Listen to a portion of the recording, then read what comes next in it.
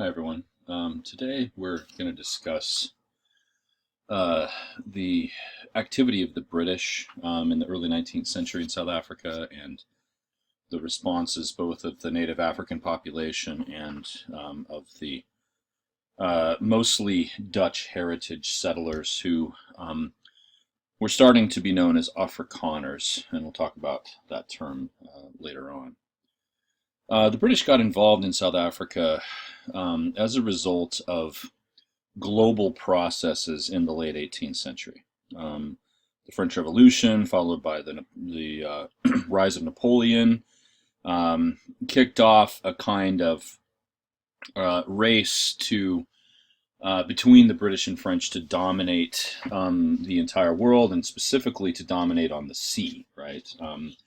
And the British, for the most part, were successful at this, even though Napoleon did have some stellar achievements on land in Europe, won some tremendous victories, ended up conquering much of the European continent for a time. The British were able to maintain and even grow their superiority on the sea. And as part of that, they became interested in strategic locations like South Africa. Right, this place was primarily chosen because it was a way station between Britain and many of its overseas colonies or places it was becoming interested in. Most important of all, of course, was India. And India, was in the process of becoming the crown jewel in the British Empire, the most important colony, most productive area for the British. And given that the closest route between Britain and India was around Africa, around the Cape of Good Hope, it made sense for them to get involved in the Cape. And so the British effectively militarily seized the Cape in the 1790s. It didn't take much. The Dutch East India Company was defunct by this point, and the Netherlands was not in any position to back up former claims. The settlers, had never really been independent, and so the British took over and established a colonial government there. Now, let's be clear about what a colony is, okay? We're going to talk about colonies and spheres of influence because both of those impinge on the history of South Africa. There is a difference between those two, okay? Even though actually the textbook doesn't spell this out in any sort of detail or really with any sort of accuracy. A colony has a government imposed from the metropole. In this case, from Britain, from London. They sent a governor. However, in some colonies, the settlers did have, and this is the case in South Africa, the settlers did have some structures of government. We were able to participate in that. We're going to see the establishment of a parliament in the Cape by the mid-19th century, for instance. A sphere of influence is different. That's where the European metropole, in this case the British, left in place the native rulers, but provided advisors who made a lot of important decisions that were in the interest of the European power. And both Basotho land and Bechuana land, as they were called, what are now Lesotho and Botswana, were at one point British spheres of influence, not spheres of protectorates. Sorry, that was the word I was looking for. So British protectorates, right? So the difference between colony and protectorate is important. So keep that in mind as we go forward here. The British did not see the Cape, which the Cape Colony is a place that would produce things for the British Empire. This was not the point of it. Obviously South Africa had a great deal of untapped resources. The British didn't know this, and they really weren't interested in trying to exploit it for anything other than its location, at least not until about the 1870s, as we'll see. In the early 19th century, the British Cape Colony was led by a series of autocratic governors who really reigned with a tight grip on the colony, made all of the important decisions. There were representative organizations of various kinds who tried to um, voice the concerns of the European settlers, not so much on the part of the Africans, though there were individuals who did try to speak for their native communities there. But the British were really kind of ruling this from the top, at least for a time. They finally established the legislature in 1853, and there were pretty serious consequences to the shape that legislature took, as we'll talk about in a little bit here. For the most part, the British were content to maintain the status quo. That is, to allow the Dutch settlers, the Afrikaners, to continue doing what they were doing, so long as they didn't oppose any serious British laws or anything like that. They kept in place many of the institutions that had been set up previous to this time. They chose not to rock the boat because, again, this is not a place that was of fundamental importance to the broader empire, apart from a place to land ships that were coming to and or going to and fro from India. They did try to, and they used the British military for this.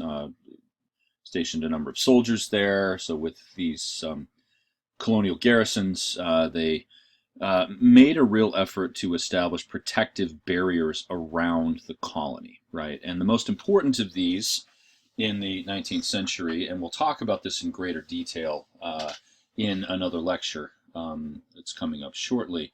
The most important of these was the barrier in the eastern part of the Cape Colony. So Cape Colony runs roughly from about here all the way up. So it's this territory right here. In fact, it also included much of this northern part. But this barrier, or this boundary, was important because over here lived the Xhosa people, as we've talked about, right? Frankly, I'm not sure why I put this map on here. I made this a few years ago, and I'm looking at this map. This map is not historically accurate at this point, okay? So, my apologies. In any case, they tried to establish a protective boundary, and they sent soldiers over here to push the Xhosa, who straddled that imaginary line, to push the Xhosa east of that line, right, which was essentially where the Fish River is. And again, we'll talk about this in greater detail, more from the perspective of the Xhosa in a future lecture. Okay, in any case, these were the goals of that. Now, in 1820, in an effort to further entrench British interests, the governor of the Cape Colony commissioned or asked for the British Parliament to allot a certain sum of money that would be given out as grants for British people who were interested in settling in South Africa. And even though this was a fairly substantial sum of money, the British Parliament agreed to this, partly because the British really didn't have much of a population at this point in South Africa. Even though they controlled it, they were worried about demographics, about the fact that they were ruling over this, Dutch population and the natives, and they wanted to increase the British presence there. And so they allotted this money. 4,000 immigrants took advantage of government grants. Another 1,000 paid for themselves, and an influx of about 5,000 immigrants ended up going to South Africa. And the irony of all of this is that they pitched this as an opportunity to receive farmland with the support of the British government, kind of a startup fund where they would be given farms and the equipment to start a farm. They were told that they would find cheap labor there from among the natives, the Khoi and even the Xhosa. Again, the irony is that most of the people who took advantage of these government grants were not farmers. They didn't live in the countryside. They were residents of London and other cities who didn't know how to farm. And so, for the most part, these settler enterprises failed. Many of these 1820 settlers ended up going back to Britain. The ones who were given farms saw these farms not even really get off the ground, and they ended up, those who stayed in South Africa ended up settling in places like Cape Town and Grahamstown and other towns and cities in the Cape, rather than staying on these farms, right? So this effort to try to entrench the British in the countryside, to challenge the Trekboer, the Dutch supremacy over that area, failed for the most part. This did, however, lead to greater conflict with the Xhosa, and again, we'll talk about this later. Around the Fish and the Cat Rivers, the Cat River is just a tributary of the Fish, so over in this area, the Xhosa would later be driven further and further to the east, right? And again, we'll talk about that in a later lecture. This penetration of the British into the countryside, along with a few other issues, led to greater tension with the Afrikaners as well. And much of this was around the issue of racial attitudes. Okay, so the British in 1807, the British Parliament had abolished the slave trade in the British Empire, which meant that no longer could anyone who lived within British governmental boundaries anywhere in the world, and that was, I mean, this is a huge territory the British control at this point, could they be involved in the trade in slaves. Now, let's make an important distinction here. This was not forbidding the use of slaves as laborers. It was only ending the trade in slaves. There was a series of laws that went into place over the course of the next 2 or 3 decades that ultimately ended the institution of slavery, right? But this was a gradual thing. However, all of these gradual slave laws were seen as offensive and unacceptable by the Dutch, who relied very heavily on slave labor. Most of the Dutch settlers, most of the Trekboers had at least a few slaves. Many of them did employ the Khoikhoi, or the Griqua, or in some cases the Xhosa, as farm laborers, and paid them very little and treated them probably not vastly different from the way they treated slaves. But most of these Trekboer families did have slaves. And so, this was a major threat to their livelihood, their way of life, and there was a great deal of tension as a result of that, right? This concern with the plight of the African went beyond the issue of slavery. There were many, and this was a period in British history when the Protestant evangelical lobby had a good deal of power.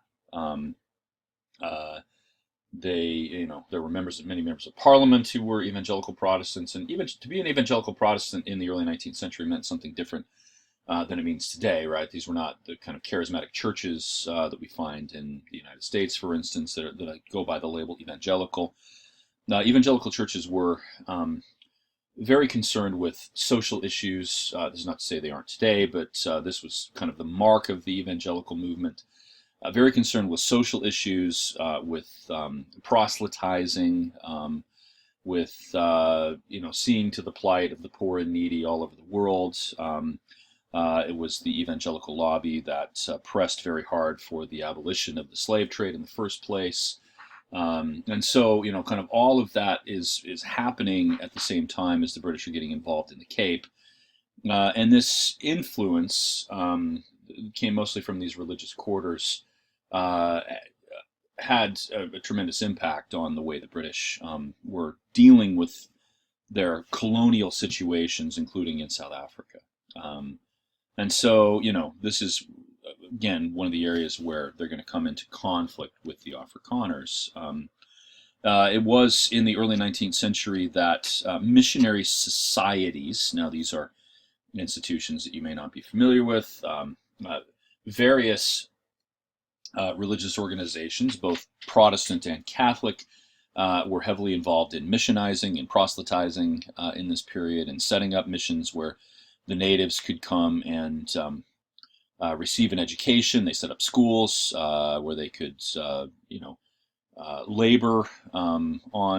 Many of the natives were encouraged to settle within mission stations. These mission stations claimed a fair amount of land and tried to turn that into farmland, work by native labor, and in the process provide education, convert them to Christianity. Right. So this is really a kind of tactic that these missionaries had to convert the natives to Christianity and to provide, as they saw it, some better standard of living for them.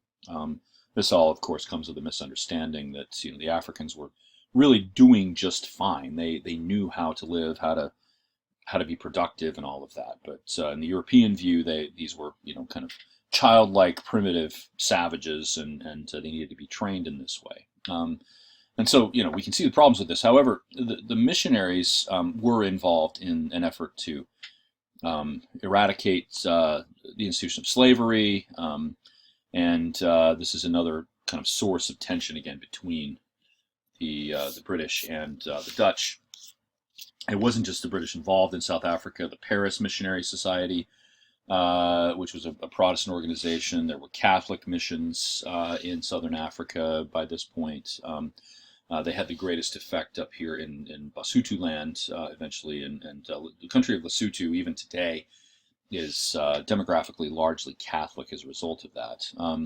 But the London Missionary Society, the Paris Missionary Society, the Moravian missionaries from kind of Central Europe were also there, right? And so this is going to be an important factor in the course of South African history. When the Parliament, the colonial legislature, was created in 1853, a constitution of sorts for the colony went into place with that. And the most important point of this was the issue of the franchise. The question was, who gets the right to vote? Should this be only Europeans or people of European origin? Should this be extended to Africans? And all of these different groups, of course, had varying opinions on this. But when it went into place, this was still largely as a result of the influence that these missionary societies had, and the broader humanitarian movement had at this time in British history. There was a very liberal franchise. All male persons, now this doesn't sound very liberal, obviously, for our present day, but all males, adult males who had property of, I believe, at least 25 pounds, and that's not in weight, that's in money, British money, 25 pounds had the right to vote in the elections for the legislature, irrespective of race. And that last point is important. However, well, 2 points here about that. Okay, this liberal franchise was deemed unacceptable by the Afrikaners. They saw this, and this is actually going to be a theme that repeats itself all through South African history. They saw this as something that was a harbinger of the destruction of white society in South Africa. Right, because if the blacks can vote, they said, then they're going to vote for themselves, and if they get control of the government, they're going to carry out mass extermination of white people. This was already a fear at that point. Okay. In practice, the non-European vote for the Cape colonial legislature never exceeded 15%, and never produced a single non-European origin member of the Cape legislature. Right. For a number of reasons. Polling places were not readily accessible to many of the Africans. They, were not accustomed to a system of voting, and there was no real encouragement on the part of the Europeans to teach them how to do this. There weren't established political parties. They weren't used to being part of such a system. Anyway, for a number of reasons, the Africans never really caught on to this, or never really got involved much in the colonial legislature elections, right? But there were always these fears out there. Now, as a result of all of these tensions, and this is the last point I'll make in this lecture, many of the Trekboers, many of the Dutch origin settlers, and for the most part, these were settlers who lived in the eastern part of the Cape Colony, in the contact zone, where the Xhosa often ventured, even at times making raids on European farms. So this area over here to the east, right? In fact, this map is quite helpful. This is the Great Trek, as it's called, but you can see the Griqua were living up here. These are the mixed race people north of the Orange River. Down here we have the Xhosa, and then actually different groups of Xhosa and others who were in this area.